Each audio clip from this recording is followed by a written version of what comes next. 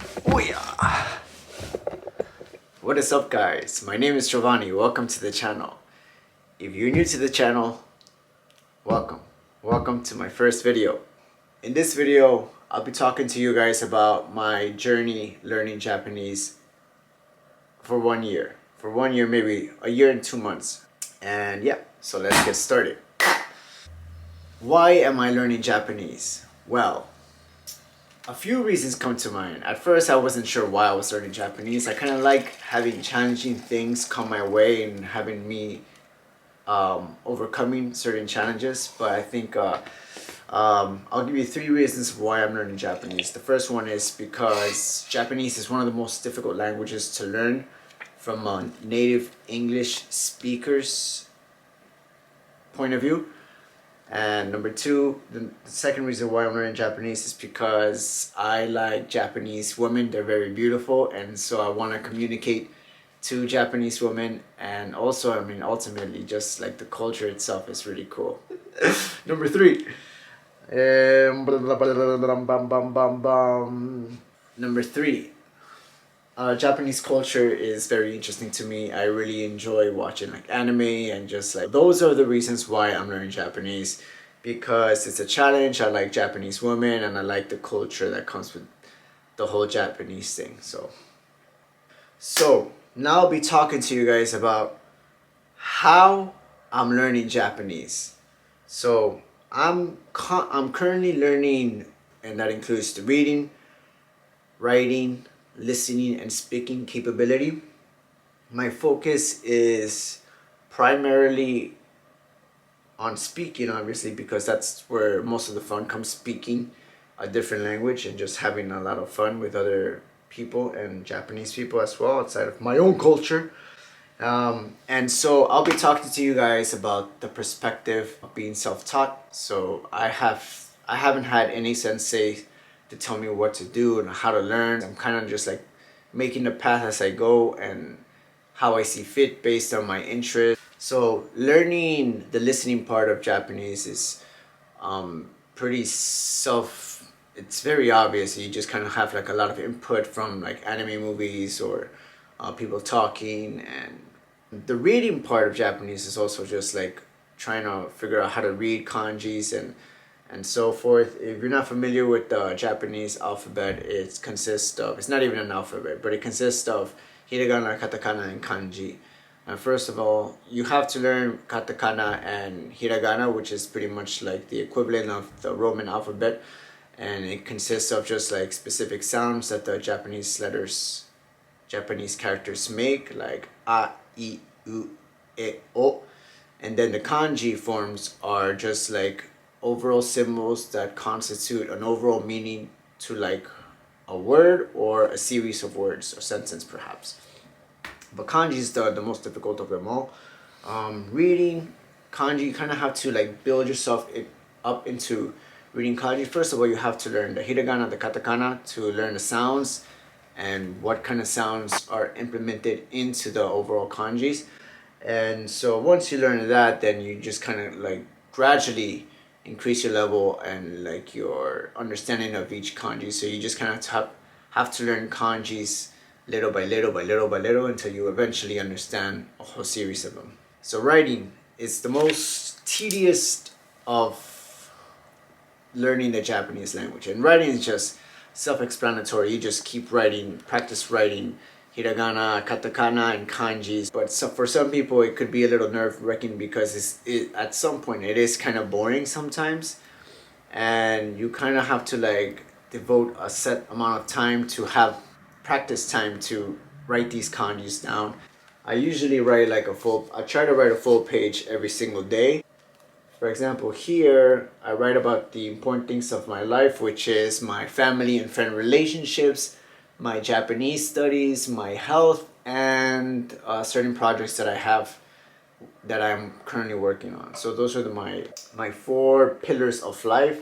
In Japanese, it would be jinsei no hashira, 自分の人生の柱は, and then blah blah blah blah blah. And then following that, I usually have like a small like journal entry, which is usually about like bullshit topics like the weather or something that's going on in my life, but I'll try at my bestest of abilities to write it down in Japanese. And on the side, I have like a to-do list and then something, a little column that has a series of new words that I'm trying to learn. So I usually try and repeat these over and over again throughout the week and try to implement them in my journals. But that's how I'm learning my writing in Japanese. And last, my speaking ability, which is the most fun of all. Speaking in Japanese is probably really hard for some people. I think it was very hard for me as well.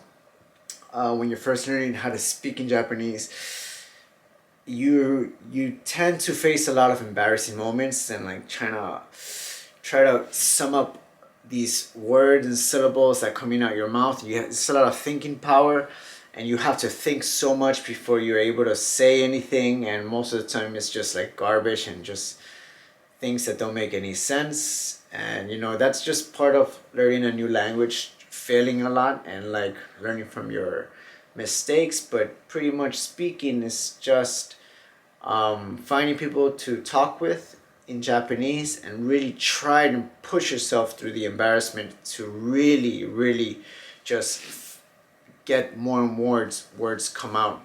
And sometimes the magic that comes from all this is you enter this flow state sometimes, and you kind of like lose yourself in the conversation. You stop thinking and you like things start flowing naturally, and eventually after the conversation excuse me, after the conversation, you're like, whoa, was that really me? Did I really just muster up words in a language that's not my own into a conversation that actually made sense? And those successes are probably the most beautiful thing that comes with learning Japanese.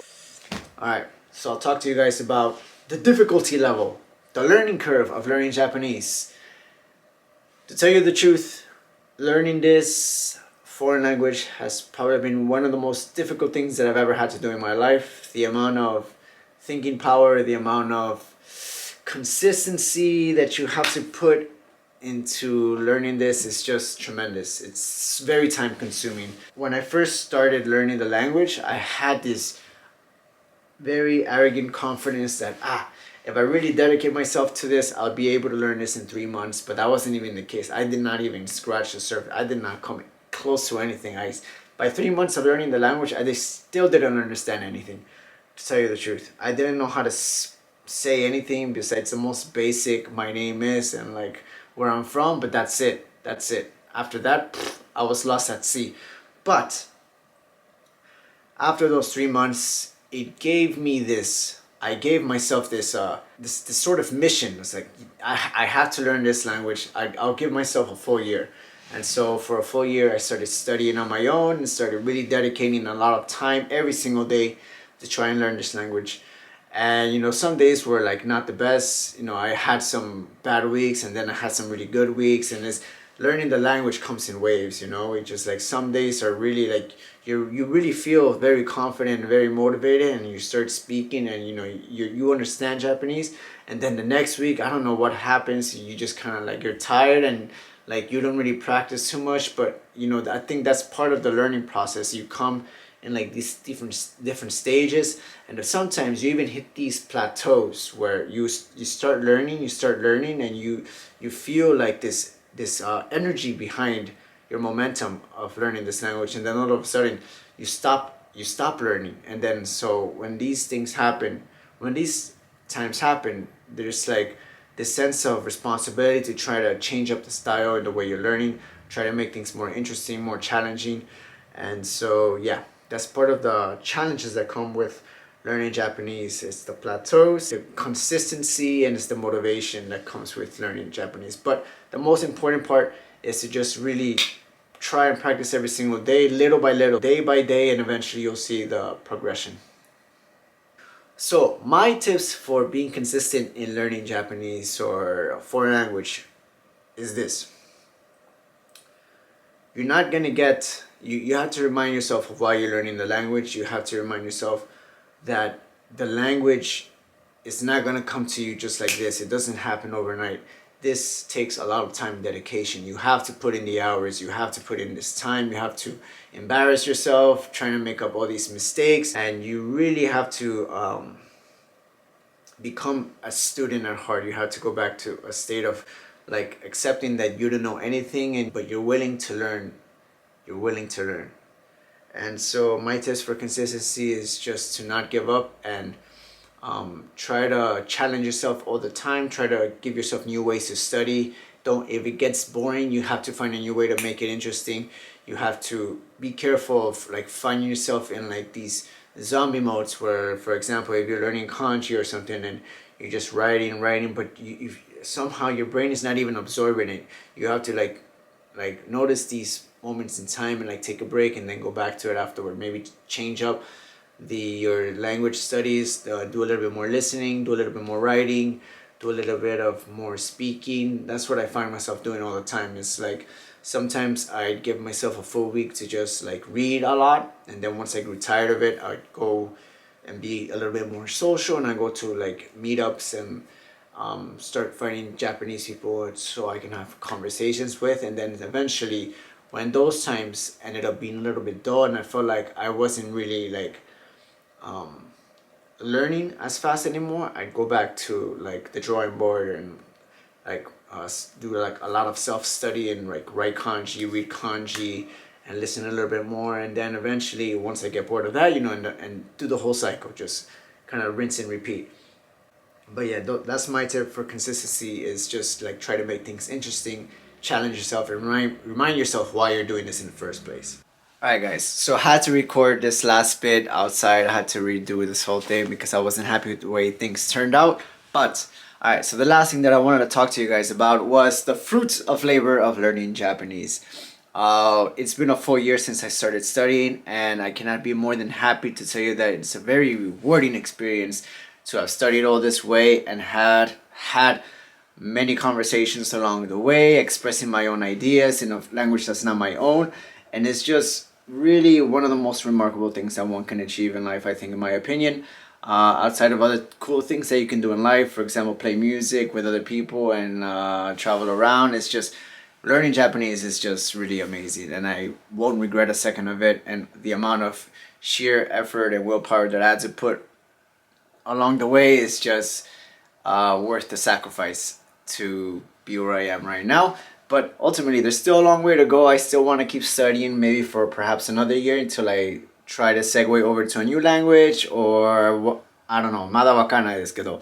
Alright, so I'm gonna end the video right there, but 本当にありがたいです。